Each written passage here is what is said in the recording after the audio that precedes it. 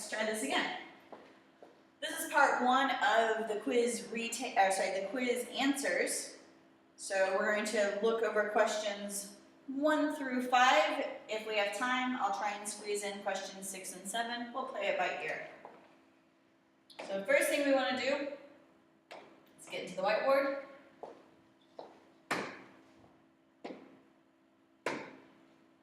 Alright, and answer question number 1.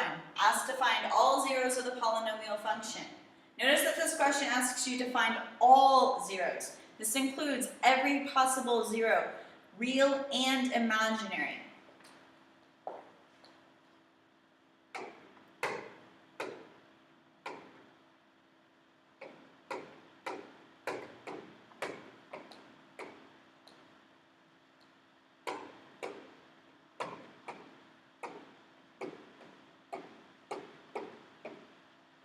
Because this is a cubic function, I know that I'm going to have 3 zeros. So some sort of combination of 3 zeros. When it's a cubic function, I can look to see if I can try and figure out the graphing using our factoring methods. So grouping, common monomials, things like that. And I notice that yes, I can use grouping. And I notice that with our first one, there's x squared in common. So that gives me x minus 2 on the inside here.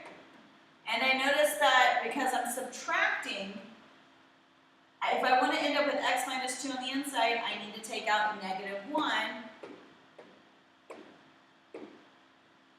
So that gives me x minus 2 on the inside as well. So now I'm left with x squared minus 1 and x minus 2.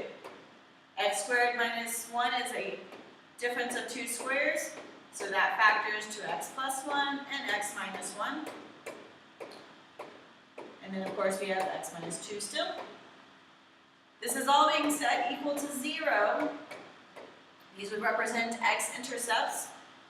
So x plus 1 would be negative 1 for the 0, positive 1, and positive 2. So our 3 zeros represent the 3 solutions we can have. Question number 2 is similar, where we want to find the possible zeros, but this time our graph is a quartic function, so that means we have 4 zeros. And notice that our coefficients start getting into some crazy big numbers here. We have a lot more to work with.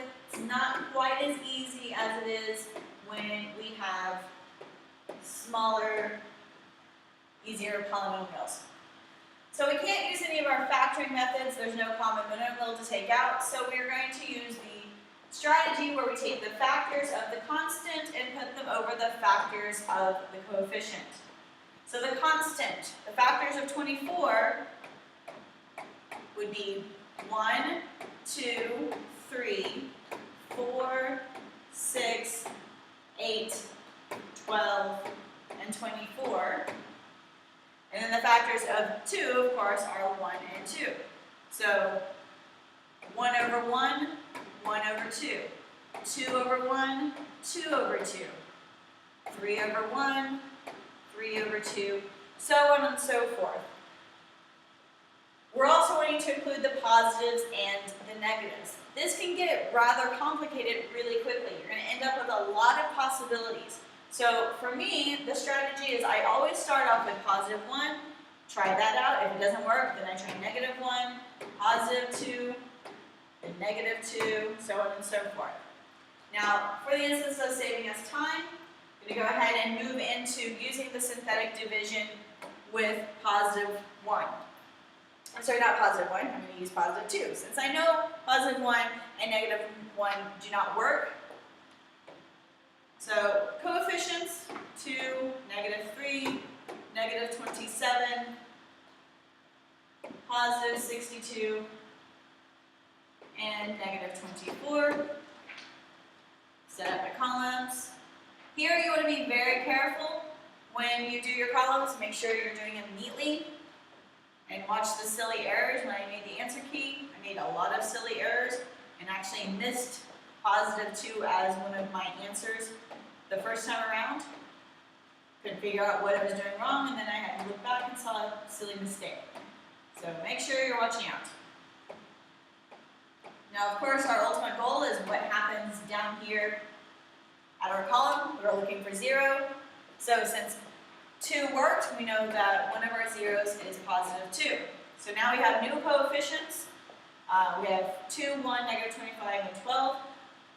Go ahead and start over. We would have the factors of 12, the factors of 2, create those integers. I'm going to go ahead and just move on to the one I know works next. Positive 1 and negative 1 didn't work the first time, so they're not going to work again. Don't try them again. Could try positive 2 if I wanted to see if it's a repeated solution. In this case, it is not. Could try negative 2 to see if it's a solution. In this case, it is also not a solution. I'll move on to the next solution, which is 3. So again, lots of guessing and checking. This strategy does require quite a bit of work for us to do. That's why you always want to have a pencil with an eraser, because you're going to have to erase and start over. Alright, so positive 3 worked, as we knew it would, and even better, I end up with a quadratic function. So using the quadratic formula, I can go ahead and solve this out, or I could try and factor it. A number of you did the quadratic formula, some of you did the factoring. Either way, you should end up with the same answer of x, let's see, we want to have positive, so x plus 4 gives us positive 8x on the outside and negative 1x on the inside. Set these equal to 0. So then 2x is equal to 1, and then divide by 2, and let you get x equals 1/2. And then over here, x equals negative 4. So your solutions, those are the 4 zeros you have. Alright, moving on. Question number 3 asked us to write a polynomial function of least degrees with rational coefficients. That means non-square roots, non-imaginary, a leading coefficient of 1 and the given zeros. Basically, we have the answers. We want to make the problem the simplest problem that this could have come from. So I have 3 solutions, negative 2, 5, and 3. So I'm going to set them up. These are basically x plus 2, x minus 5, and x minus 3. So we have 3 factors so that I know my answer is going to be something to the 3rd degree. Now to get there, just multiply 2 at a time using our FOILing strategies. So first, outside, inside, and last. Now you can use the outside and inside either direction. It doesn't really matter. It just works for FOIL because that's a word. Simplify. We get x squared minus 3x minus 10. Then use our distribution to bring in the last factor. Go slowly, one at a time.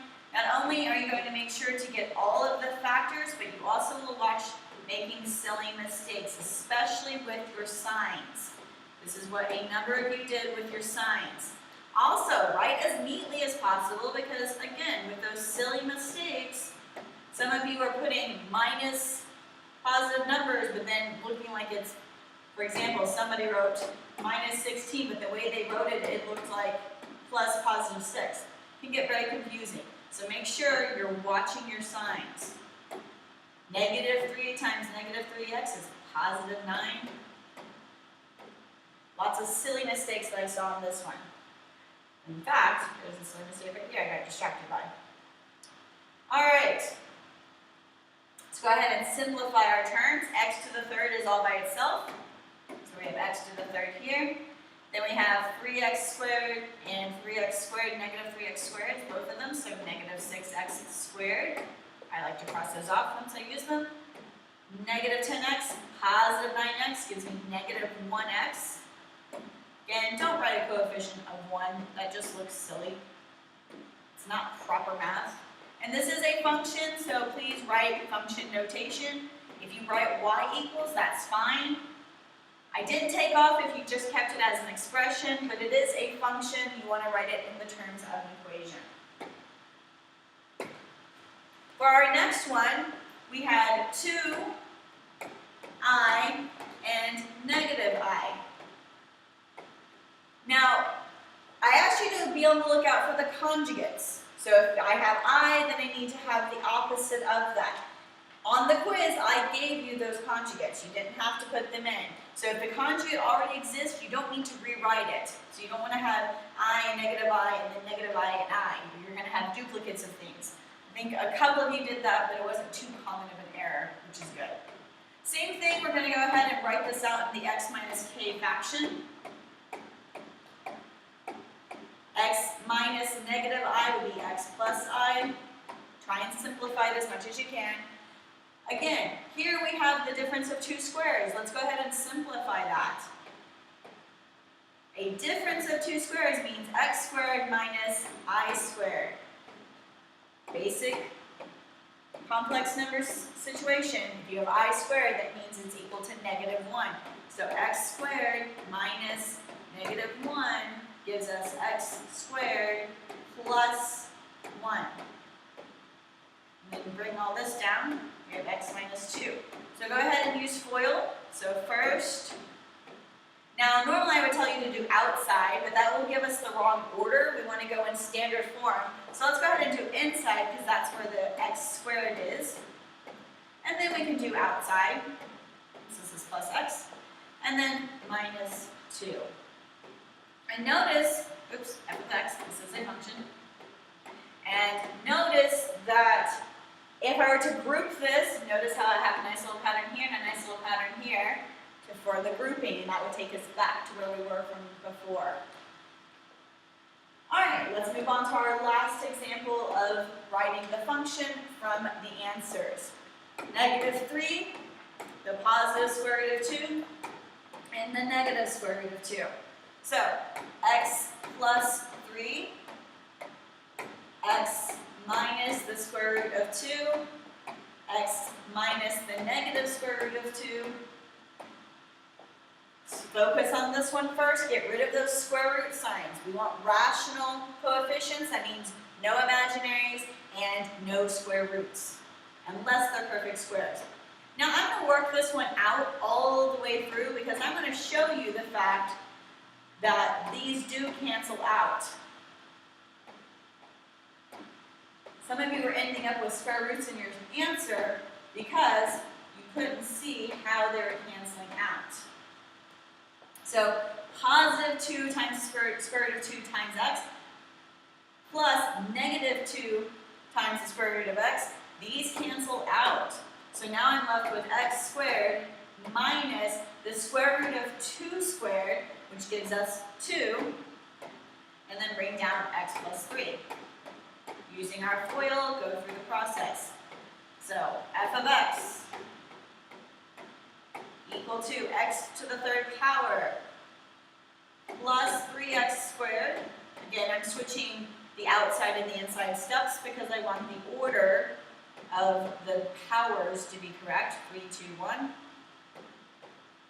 And then we end up with our final answer. Alright, I'm going to go ahead and stop it at this point and move on to the next question. So be on the lookout for step 2.